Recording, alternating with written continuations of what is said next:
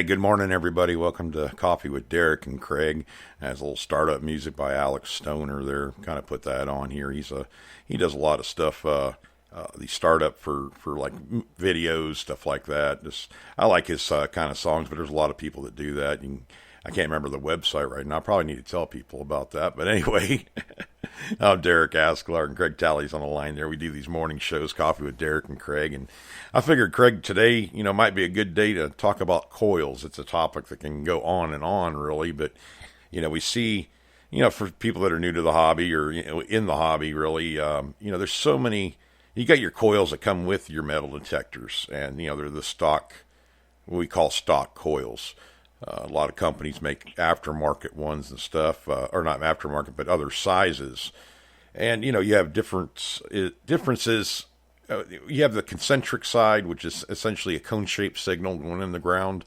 And then you have a double D, that's more of a popular one these days. And it's more like a knife cut, like right down the center of the coil, that width or length of the coil. If you have an 11-inch coil, it's a 11-inch swath going across the ground. When you scan the ground for targets and stuff. But in the aftermarket realm, I mean, you have so many choices. It seems like Nell Coils puts out a lot of different sizes, shapes, and every one of these coils, I mean, Craig, I don't know if a lot of these guys know about it or not, but it makes your detector almost like another detector, a new detector, whatever. They're not going to react this in quite the same way with every coil you put on there. Obviously, if they're a smaller coil, a shooter coil, and shooter coils are pretty much, well, I've seen them as small as, 4-inch coil they made for Tesoro, little concentric coil. They're great for, like, trashy areas. Any place, like, in the brush and stuff where you can't really swing a regular-sized coil. It's nice to have the smaller ones to get in between the bushes and maybe you have a corn stubble in a field or something like that, and you're just trying to get around the corn stalks, because those can hang you up a lot. Craig, I know you've owned a million one detectors, it seems like. My go-to coils are usually like a 10 or 11-inch coil. That's my go-to. I don't know what you prefer. I know you own several detectors now, too. I've never really liked the little coils, but when I first started, it seemed like most of the machines back when I first started in the 80s, they had the 7-inch or 8-inch coils that were stock, which were, kind of small. I think, trying to think that the Royal Sabre Tesoro I had might have had like it was either a 7 or 8-inch coil. Mm-hmm. And it didn't go, that was my first machine. I think maybe 4.5 inches. If I was lucky on a weak signal, I could get a silver dime. I could get a silver quarter, maybe 6 inches with it. Right. I went to the second machine I got was a Technetics 7800, and it had I think that one also. It was like an 8-inch coil, and then I remember I'd get probably 4.5 inches on a dime with that one. But I ended up buying an aftermarket 10.5-inch coil, and I was getting 5.5 inches, on a silver dime with that. But talk about the size of these coils and the depth you're getting. That's a whole nother realm to coils, because it really, if you're in a high trash area, like a lot of junk, like in a park situation where you have a lot of targets, and you need to get in between. Sometimes the bigger coils that just make a mess of noise, and that's what where I switched to a smaller coil, almost a shooter coil, to get in between targets. It sometimes works. Now the newer machines are a little bit more forgiving, but I remember when I had like White's machines and stuff, if you took that D2 coil into a park and it was really kind of a lot of stuff there, or an old house site, sometimes there can be so many targets that it's just too big of a swath when you swing it over all these targets at one time. Where you could switch to with White's to a 5.3 coil, which is it's a 5-inch coil thereabouts, 5.3 inch, whatever, and it's a concentric coil. it enables you with that cone-shaped signal going down into the ground to get right in between and get targets, even if they're not that deep. It doesn't. I don't know, Craig. It doesn't really matter to me because you know how masking is just a conglomeration of targets, anyways. If you're masked up, you can't hear these targets as easily, or they don't sound as good. I think that's where the aftermarkets, the SEF coils, I really enjoyed those coils when I had them, my White's machines. It wasn't that they got any more depth all the time, maybe an inch or so, but it was more that they unmasked or allowed me to be more. It's more forgiving for the way that I hunt with those kind of coils, especially using a White's machine. I think you got them when I had the Spectre V3, which was quite a step up from the MXT for me as far as settings. You could adjust that machine every which way to Sunday. It had right down to the color of the screen or the sounds and everything else. So it was a lot of information with that machine, but it helped me understand a lot of this stuff better than somebody saying using another brand, because it didn't have. I think the only other thing to compete with it at the time was what, the E-Track, Craig? Would you say, or on those lines of it anyways, as far as being able to adjust a lot of stuff? But yeah, when I remember before this CTX and some of the other newer machines came out, that E-Track was like the hottest machine for a while. I still think it is, really. I mean, you don't hear about it quite so often, but the price hasn't come down and people still like it and talk about it. I mean, I guess it was an unbelievable silver cherry picker machine. Oh yeah. And I remember my friend Tim had some people out to his site, and he said, they would come and only dig the high tones, and they'd be there for a while, and they go, and then they wouldn't be getting any more high tones, want to go to a different site. Oh yeah, cherry pick them through there. Yeah, I mean, oh, good. Over the years, I've talked to a lot of people that, I see like a lot of people using these little tiny coils on the AT Pro, and then I would use a stock coil on the AT Pro if I used it, but I saw like a guy and his two kids hunting several years ago down in Stafford, and they were having trouble finding stuff, so they were basically digging a 10-foot pit and digging down about a foot or so, and then checking the bottom of the hole to hope to find a bullet or so. And that was a lot of work, and they were like maybe getting one bullet in 5 hours. Wow. Yeah. And he came up and he was talking to me one time, and he said, "Hey, did you find anything today?" And I'd found 5 or 6 bullets, which is one of the better days, because the place had been so picked over that, the only way that I was getting stuff was I was using 11-inch coil on the Blitz tool, and I was digging, bullets in excess of 12, 13 inches. I even got one day at almost 20. But anyway, I told him, he was saying, should I get another machine? I just bought this one, and, I don't have a lot of money, And, yeah. I said, hey, you might want to look into this Nell coils. And he goes, what's that? And I said, it's like a bigger coil, You might want to go to a 12, 15-inch coil. And some of them are night and day. Yeah, I said, you get one of those, you'll get a signal on a bullet at a foot. You might not get a meter reading, but you'll definitely get, down. Oh yeah, I know guys that are using them, and they're getting 12 inches on a bullet, and so we were there a couple weeks later, and he came running over to me, and he said, "I just got that big coil, and we just got a bullet. It didn't have to dig a pit." Hey, you get desperate once in a while. You know your limitations of your detector, and you have to do what you have to do. But those tornado coils are wicked. Well, he was saying thanks for the advice, because he said I definitely didn't want to spend a whole bunch more money on another machine, and this really helped. Yeah, I mean, it definitely worked. And I said, when you relic hunt, I said I very rarely see people that don't use at least 10.5, 11-inch coils, relic hunting. Mm-hmm. Um, I think you it's know, about the standard.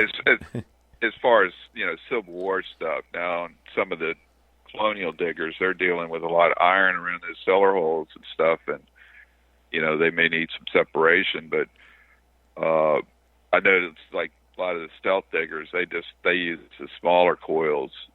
I think it's was it 9x12 or something like that, or I don't know. It's Well, they're small, different shape. but Yeah, it's smaller, probably 7x9 or something like that. I would think. yeah, maybe it's 7 by it might be Or 7 by 9, somewhere but along those measurements.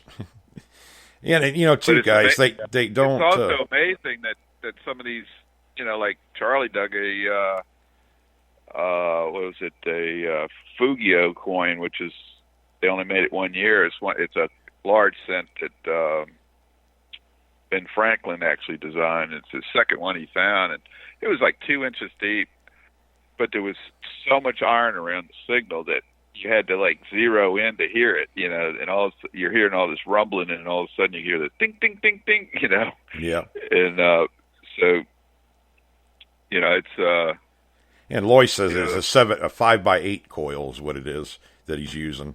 That's what Loy was putting up on chat.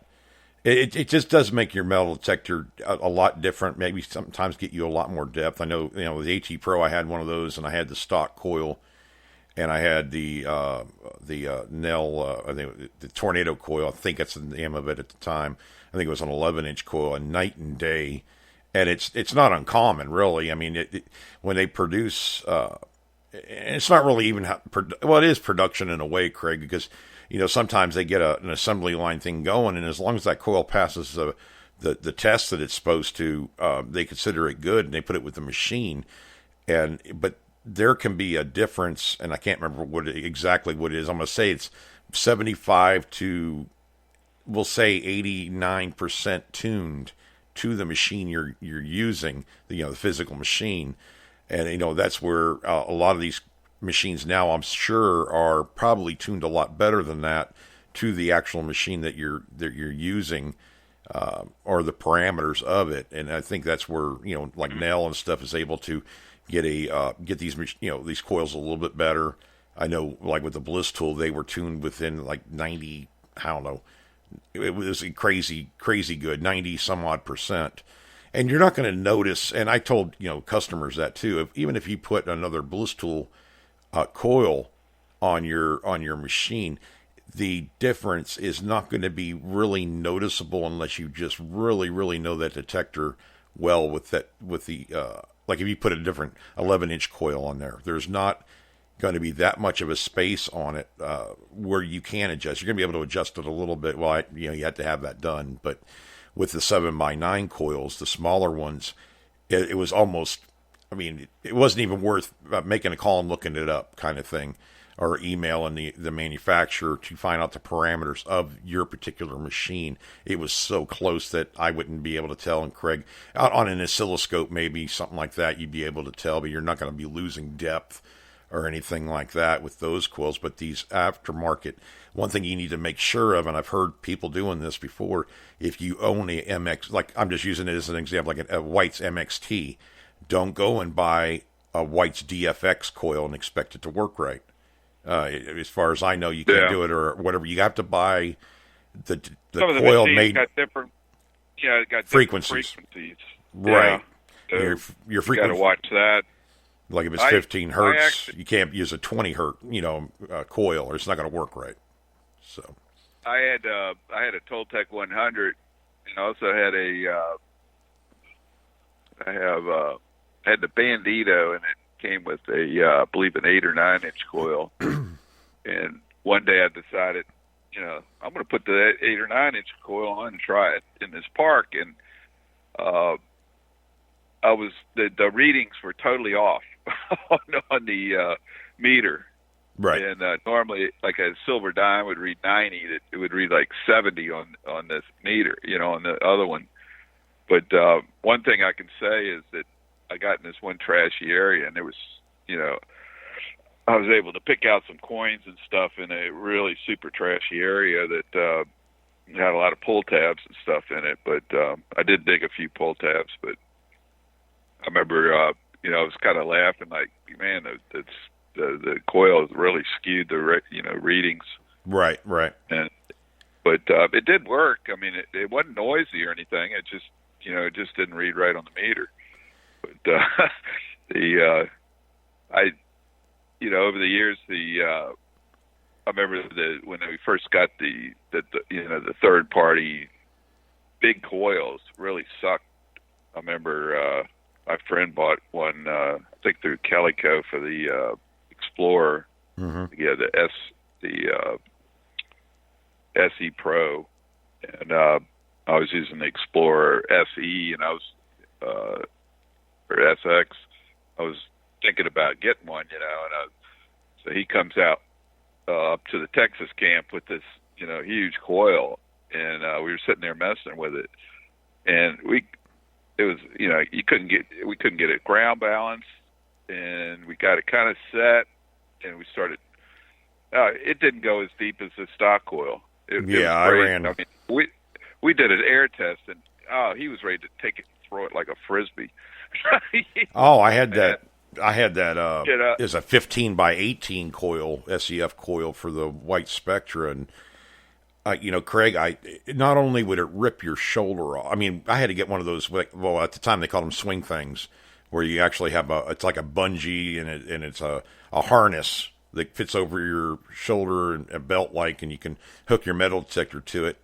Because my arm was about to fall off the coil side weight, it was so heavy, and Craig, I didn't find hardly anything with that coil. I mean, I had it tuned right, I knew how to set it up and all that, but I had better luck with the I think it was a 7x9, the white coil from White's on it. It's been so many years, I just forgot the name of it now, how the size of it, but it's the white oval shaped coil, and I seemed to do better with that one than I did with the great big coil. And back then, what was said was that you're going to miss some targets that are shallow, but how shallow is shallow? I mean, if something's 4 inches down, am I going to miss it? Because it's actually, getting so deep. It was weird stuff, and it was back before I really got into the settings and all that, I guess. But I didn't think it was worth it. Yeah, it wasn't until I got like the Toltec 100, and I got a 10.5-inch coil for that, and that thing, was wicked. I was taking it back to these parks and, digging 5 and 6, silver coins in some of these parks in one day that had been hammered for years. And, I was getting, 5.5, 6 inches on a dime, with those, bigger coils. It just seems maybe it was the way I had it set up too, is what I was going to say, because I've seen, and it can be user error. I mean, a lot of times, you got to understand your detector to make these kind of adjustments and make it ground balance good and all that, because we've seen it even on the CTX with remember that one Bliss Tool video that guy made over in the UK, Craig, where he buried a hammered penny at, I think it was 8 inches down in the ground, and he was getting it with the Deus for the most part and the Bliss Tool, and this guy brought what over what he did was it was at a rally, and there's a ton of people there, and all the guys had top of the line machines, so he just gotten a Bliss Tool B6, and I don't even think he'd ever used it. He'd read about it, but this guy has probably 5 times more machines than I've had in my lifetime. Yeah, he has a lot of them. It's unbelievable, but anyway, he took a CTX 3030 with the huge coil on it. I think it was like a 17-inch coil. Yeah, it's a big egg-shaped looking thing. It was huge. So he took this silver penny, which is tiny, and he kept going down lower and lower in the ground with it until he couldn't hear it. And so it turned out it was right at 8 inches, and there was no. At 7 inches, the CTX could barely hear it, but it was not giving a meter reading really good. But at 8 inches, it couldn't hear it at all. So he waited for the rally to go on a little while. So then he started. Some guys started coming over for lunch and stuff. So he started saying, "Hey, check this signal here," And so the guys were going, "Where is it?" And he goes, "It's right under your coil." Yeah. So all these people were, going over it, and there was a lot of CTXs with the big 17-inch coils, and most of the guys had bungees on, because the damn thing's so heavy. Oh yeah, rip your arm off. That's yeah. I mean, that CTX with a stock coil is heavy. Yeah. But anyway, they couldn't hear it, So he pulled out a Bliss tool, and he said, "Let's try it with this Bliss tool." He just said, "I just got this, and I haven't, I've fooled with it a little bit." But he said, "I'm going to try it at 2 gain," and so he goes over the signal, and it's hitting it pretty good. I mean, it was not moderate. Yeah, it was a binging signal. it. And so people were like, "Whoa," So he said, "Well, let's try something different." And so he says, "I'm going to drop the gain to 1.5, see what happens." So he goes over it, the signal's even stronger. And he's able to raise the coil up about 3 or 4 inches and still is hitting it.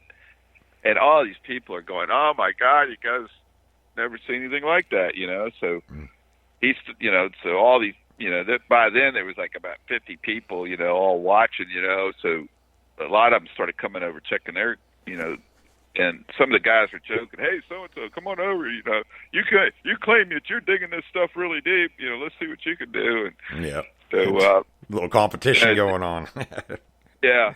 So that it was funny. The only 2 other machines that heard the signal was the Technetics T2, and it wasn't getting a meter reading, but it was getting a pretty good repeatable signal on it. And then the Deus was getting just a scratchy, a repeatable scratch on it. That what you dig probably anyway. Yeah, you dig it on that machine, but it just told you that that machine, the Bliss tool just does stuff that other machines just don't do. I mean, well, the interesting thing too, Craig, is what you didn't say about that is when you lowered that gain down and got the penny, or the whatever silver penny, hammered penny, whatever it was. The interesting thing was he goes, "Oh, let's turn this up to 5. I bet you it's really going to work good." He turns the gain up to 5, and it got worse.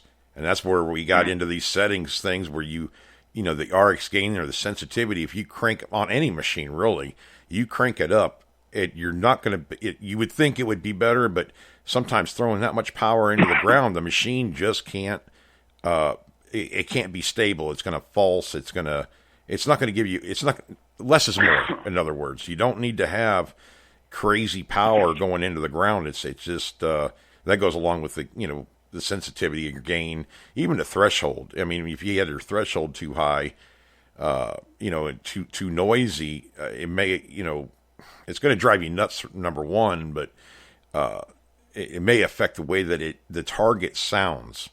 And this is more for guys that hunt by sound more than meters. I mean, I think of most of us, whether we have a screen on the machine we're using or not, they say they're going by that screen. They're looking at the screen. I mean, but they aren't. I mean, because you'll hear them say, "Well, it wasn't getting a good meter reading, but it sure did sound good, so I dug it." So you're essentially going by sound anyways. It's a tool. These screens are a tool to investigate further or analyze a target a lot more.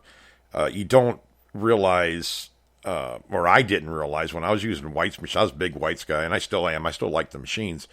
But I was a slave to that machine, and I think about all the targets I missed over the years, and it's pretty much when within the first 10 years of my, metal detecting hobby or whatever, how many targets I had missed because I was looking at that stupid screen going, "Oh, well, it says it's a 25. It's probably, whatever, probably a piece of aluminum or something," and I walked by it. And I wasn't into that relic hunting, or I was into the relic hunting part of it, but I was ignoring it because of a screen, but the sound was good. And I guess when I got, when I got the Bliss tool, I mean, it doesn't have a screen on it. It's just sound. And I realized just how much I was really missing, just where I was hunting at. I realized, hey, I'm in this, beautiful field, the trees and animals are running around, whatever. And I'm not looking at a screen anymore. I'm looking around and seeing everything, and I'm listening. And it's important to listen to what your machine is telling you. I mean, I can't. I've seen people walk on targets and then get upset later. When their buddy digs something right in the same spot, or Craig and I, well, most of you guys on here that have the experience out here on the show here right now, you always have that regret, the walking regret, where you got a target and you talk yourself out of digging it, and you walk by it and you end up going back because you just can't stand not to know what was in the ground right there. And not all the time, but I mean, there's sometimes it does surprise you. I can't believe I walked on that. It turned out to be something really cool, some kind of relic or coin or button or whatever, that was just almost at the detection depth, where the detector wasn't going to get it. And, coming from a different direction, walking back to it, direction means a lot too. I mean, you wouldn't think it would, but you hear us talking about gridding off a site, or, walking from, instead of working east to west, you work north to south. And direction does matter, because you have a lot of targets that might be on end or at an angle, and from the way that you're walking, the coil, the detector can't hear it as well. You come from the other direction, well, there's more surface area for that detector to get a signal on, so it'll come through stronger. And that's why when you have a really good spot, you work both directions. One day you work north to south, and the next day you work east to west. I've worked some sites that are really good. I'll work them diagonally, from when I started. And you have to kind of remember where you were at and what the area was. But you repeatedly pull targets out. It does work. And, some of them, you get them out of the hole and they're in the sidewall on end and this and that and the other thing. It surprises you. And when it happens to you, you'll do it from now on a good site. You'll always work both directions. I mean, we're kind of getting to the top of the... Oh, go ahead, Greg. If you're on a good site, take a chance, especially if you've done good stuff there, and, don't worry about the meter reading so much. You may dig some more junk, but heck, if you can dig like a really cool silver coin or something, it's worth it. I think digging 20 pull tabs and getting one silver, really nice silver coin or something, that's worth it to me. No, absolutely. Even on a beach, I'll dig 10 pull tabs to get one gold ring every time. Put me on it. Yeah. But yeah, I do want to mention too, check out we have a Patreon page now, and we're looking for supporters, and it's at patreon.com/hardcore metal detecting. We're just got that thing started up, and, check it out, see if something you might want to be a supporter in. We do appreciate it. We're actually getting a newsletter and stuff ready for that, for release here very soon. We're kind of getting this whole thing started, so we're going to be offering more stuff on there also. Just kind of wanted to mention that a little bit. But we're right here at our half an hour mark. We're trying to keep these shows about half an hour long, and we were able to do one today, which was good, Craig. I didn't have to run around like crazy. But most of the time they'll be on Monday and Fridays mornings. Yeah, I'm glad I got up at 6 o'clock, so I texted Craig. We're going to do a show. I texted Craig at 6:30. Hey, buddy, you feel like doing a show today about coils? And he's like, yeah, I'm going to get some coffee. It's something different for us. And I have General Morgan wakes me up in the morning to get his food. So. Yeah. Well, I figure it would be fun. Craig and I were talking. You guys were driving to work and this and that. And, we always joke, don't chat and drive. But, at least it gives you something, something about metal detecting first thing in the morning. Maybe you're have the day off and get to go hunting today. I wish I could today already, but it's so smoking hot out here that, I don't know, it's got to be hardcore that way. We're supposed to get some cooling today. I haven't been outside yet, but it's supposed to be in the 70s the next 2 days. But we'd had 97, 98 the last 3 days. Yeah, you didn't even want to go outside. It was so, the humidity was just unbelievable. I think I'm getting used to it, Craig. I think is what it is. I walked out there and had my coffee outside before the show and listened to all the birds chirping and everything else. But I think I'm just getting used to the heat. I've been out there working it and stuff. I guess your body does get used to it for a certain extent. But man, you get above these 102 degree heat index and stuff. Just be careful out there if you are, or whatever you're doing. Maybe you're doing construction or whatever else. Don't get heat stroke or whatever. Drink plenty of water, be safe. Yeah. Shoot. But yeah, we're going to get out of here, guys. Have a good day. Thanks for listening, and you can check out our Facebook pages and YouTube channels and stuff like that. And I guess we'll catch you on Thursday night, 8 p.m. You all get out there, Yep. keep digging, and God bless.